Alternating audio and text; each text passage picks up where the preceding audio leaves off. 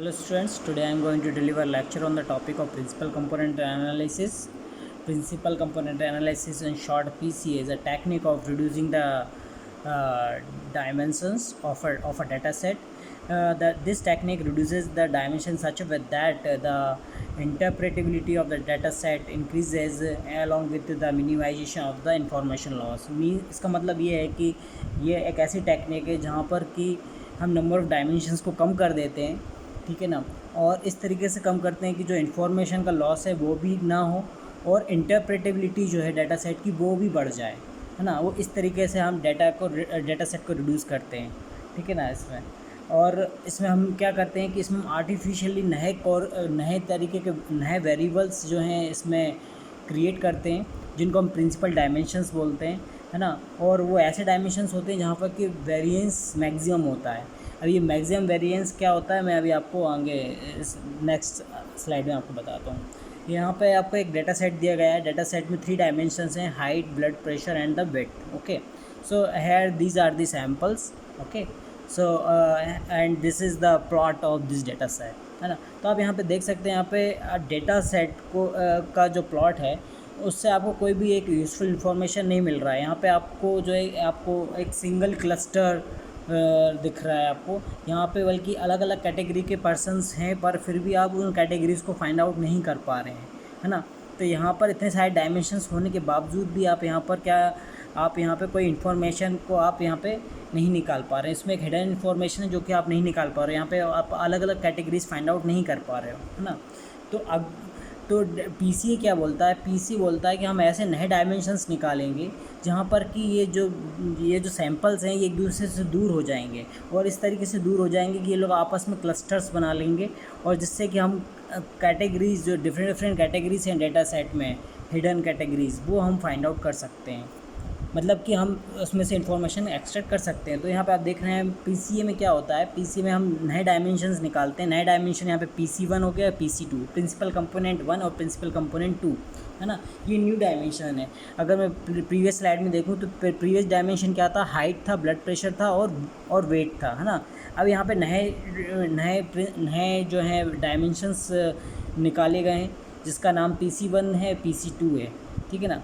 ये dimension artificially generate किए जाते हैं using this principle component analysis technique, है ना। तो अब आप देख रहे हैं कि नए डायमेंशंस में जब मैंने इन्हीं सैम्पल्स को प्लॉट किया तो ये देख रहे हैं कि काफ़ी एक दूसरे से दूर चले गए हैं और कुछ एक तरीके के क्लस्टर्स फॉर्म कर लिए। तो यहाँ पे आप अलग अलग क्लस्टर को आप एक अलग अलग कैटेगरी से आप आइडेंटिफाई कर सकते हैं, है ना।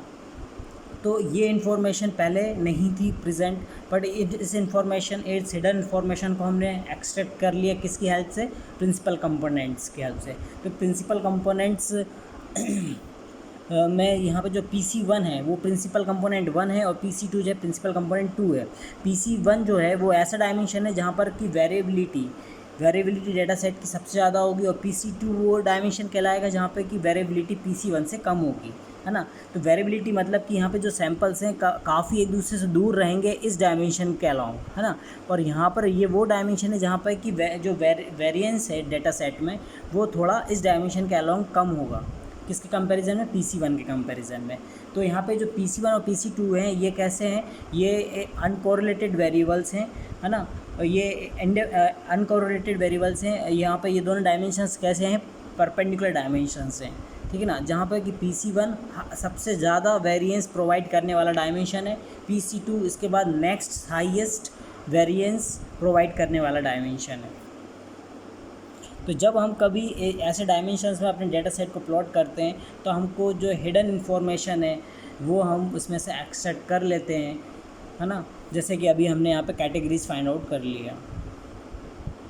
यहाँ पे मैं एक एग्जांपल से आपको बता रहा हूँ। यहाँ पे इस डेटा सेट में सेल 1 रीड और सेल 2 रीड, यहाँ पे 2 डिफरेंट डायमेंशंस हैं और ये इतने सारे जीन्स के सैंपल्स दिए गए हैं। ओके, अगर मैं इसको यहाँ पे प्लॉट करता हूँ तो आप देख रहे हैं मैंने इसको यहाँ पे प्लॉट किया, और आपको अगर मैं इसमें से ऐसा कोई डायमेंशन देखता हूँ जहाँ पर सबसे ज़्यादा वेरिएंस है तो आप देख सकते हैं यहाँ पे, आप सिंपली इस प्लॉट से आप पता लगा सकते हैं कि यही वो डायमेंशन हो सकता है जहाँ पर कि सबसे ज़्यादा डाटा सेट वेरी कर रहा है ना, जहाँ पर सैम्पल्स सबसे ज़्यादा वेरी कर रहे हैं। देख रहे हैं ना, यहाँ पे इस डायमेंशन के अलोंग ही सबसे ज़्यादा वेरिएंस आपको मिल रहा है है ना। और मैंने जैसा कि बताया, अब जो डायमेंशन सबसे ज़्यादा वेरिएंस प्रोवाइड करता है हम उसको क्या बोलते हैं, PC1 प्रिंसिपल कंपोनेंट 1, और PC2 वो डायमेंशन कहलाएगा जो कि इसके परपेंडिकुलर होगा, तो ये आपका जो है क्या कहलाएगा, PC2 कहलाएगा, है ना। अब मैं इस प्लॉट को अगर मैं इसको रोटेट कर देता हूँ, है ना, तो ये मेरे अब नए डायमेंशंस बन चुके हैं। ये मेरा PC1 बन गया, ये मेरा PC2 बन गया, और ये मेरा प्लॉट मिल गया है मेरे को इन डायमेंशंस के अलावा, है ना। तो PC1 क्या है, जहाँ पर सबसे ज़्यादा मेरे को क्या मिलेगा, वेरिएंस मिलेगा। PC2 क्या है, जहाँ पर मेरे को नेक्स्ट हाईएस्ट वेरिएंस मिलेगा, है ना। तो PC1 हो गया मेरा जो सबसे ज़्यादा वेरिएंस प्रोवाइड कर रहा है, PC2 हो गया जहाँ पे मेरे को नेक्स्ट हाईएस्ट वेरिएंस मिलेगा। तो अब यहाँ पे प्रिंसिपल कंपोनेंट क्या है, अगर मैं किसी प्रिंसिपल डायमेंशन का एक यूनिट वेक्टर लेता हूँ, है ना, जैसे कि ये मेरा प्रिंसिपल PC1 है, मेरा PC1 वाला डायमेंशन है, इसका मैं एक यूनिट वेक्टर लेता हूँ, है ना। तो इस यूनिट वेक्टर को अगर मैं पुराने जो डायमेंशंस थे, पुराने डायमेंशन क्या हो गए यहाँ पे, जैसे कि अभी इस केस में अगर मैं लेकर चलता हूँ, तो ये पुराने डायमेंशन क्या हो गया, अपने ओल्ड डायमेंशन क्या थे, सेल 1 और सेल 2 रीड, है ना। और ये मेरे नए डायमेंशन हो गए PC1 और PC2, है ना। तो अगर मैं इस PC1 को मैं का एक यूनिट वेक्टर लेता हूँ, इसी डायरेक्शन के अलॉन्ग में एक यूनिट वेक्टर लेता हूँ और यूनिट वेक्टर को प्रोजेक्ट करता हूँ पुराने डायमेंशंस पे, मतलब x और y पर, तो मुझे एक कंपोनेंट वैल्यू मिलेगी, है ना। यहाँ पर प्रोजेक्ट किया तो मेरे को वैल्यू मिल रही 0.6, यहाँ पे प्रोजेक्ट किया तो मिल रहा 0.4। तो these two projection values are the component of this this PC1, है ना। तो इसी को हम प्रिंसिपल कंपोनेंट्स बोलते हैं, है ना, क्योंकि हम किसी भी प्रिंसिपल डायमेंशन को किसके टर्म्स में डिफ़ाइन करते हैं, तो ऑल डायमेंशंस के टर्म्स में ही डिफ़ाइन करते हैं। तो यहाँ पे 0.4 ऑफ y और 0.6 ऑफ x के टर्म्स में इस PC1 को मैं डिफ़ाइन कर सकता हूँ, है ना। तो अब बात आती है हम कितने प्रिंसिपल कंपोनेंट्स ले सकते हैं। अगर हमारे पास डेटा सेट में 4 डायमेंशन है तो हम फोर प्रिंसिपल कंपोनेंट्स निकाल सकते हैं। अगर हमारे डेटा सेट में 2 डायमेंशन है तो हम टू प्रिंसिपल कंपोनेंट्स निकाल सकते हैं। अगर हमारे डेटा सेट में 200 डिफरेंट डायमेंशंस है तो हम 200 प्रिंसिपल कंपोनेंट वाले डायमेंशंस निकाल सकते हैं, है ना। तो जिसमें कि PC1 जो होगा सबसे हाईएस्ट वेरिएशन प्रोवाइड करेगा और जो सबसे लास्ट वाला होगा वो सबसे लोएस्ट वेरिएशन प्रोवाइड करेगा। ओके, तो नेक्स्ट अब मैं आपको नेक्स्ट वीडियो में लेक्चर में आपको बताऊंगा कि हम किस तरीके से प्रिंसिपल कंपोनेंट्स को कैलकुलेट करते हैं। अगर आपको कोई डेटा सेट दिया गया है तो उसमें से आप प्रिंसिपल कंपोनेंट्स कैसे कैलकुलेट करेंगे, that we will see in my next lecture. Thank you.